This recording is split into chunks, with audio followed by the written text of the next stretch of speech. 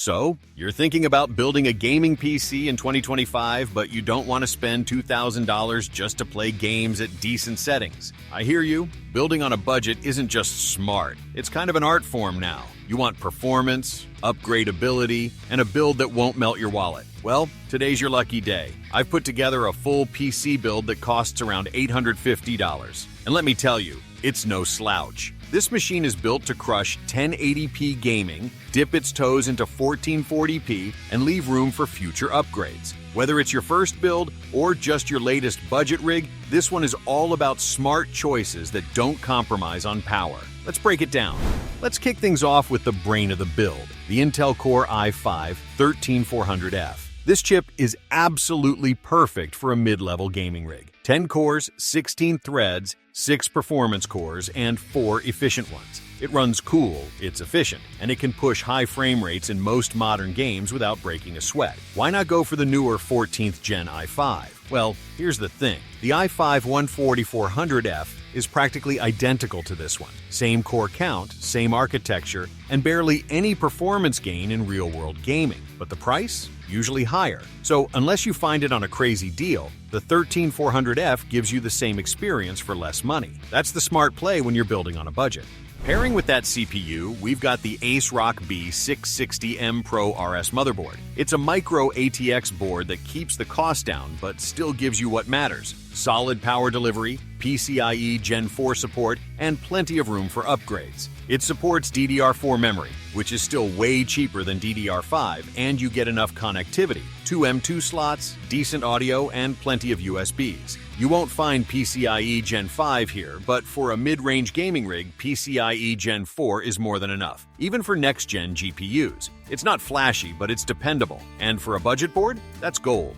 Now, because we're using a non-overclockable chip, and Intel actually includes a decent stock cooler, the Laminar RM1, we don't need to buy an aftermarket one. It's not winning any beauty contests, but it'll keep your temps in check. Plus, one less thing to worry about.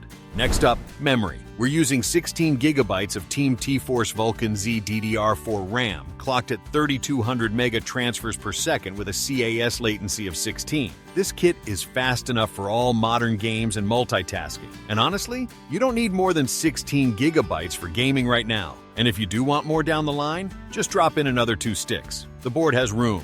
Here's the star of the show, the AMD Radeon RX 7600. This card is insane value for money. You get smooth 180 frames per second in esports titles like Valorant, Apex Legends, or Fortnite, and it'll chew through AAA games at ultra settings in full HD. Even 1440p gaming is doable in many titles, especially with smart settings or FSR enabled. Just don't expect ultra settings in the most demanding games. For its price though, the RX 7600 delivers way above expectations. It also has AV1 encoding and solid driver support in 2025.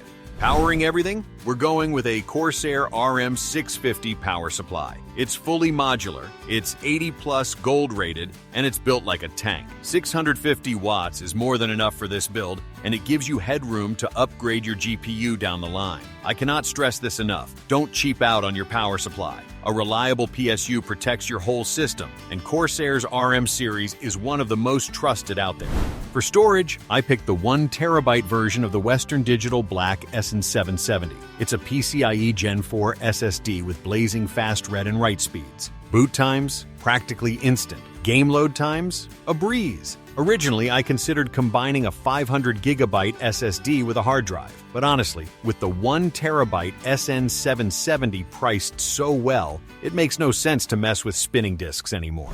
And wrapping it all up, we've got the Phanteks Eclipse G400A case. This thing is a dream to build in. It's spacious, has great airflow with 3 included fans, a mesh front panel, and a clean modern look. Cable management is easy. You get tool-free drive bays, and the whole experience feels way more premium than you'd expect at this price point. It's not just a good budget case, it's a good case, period.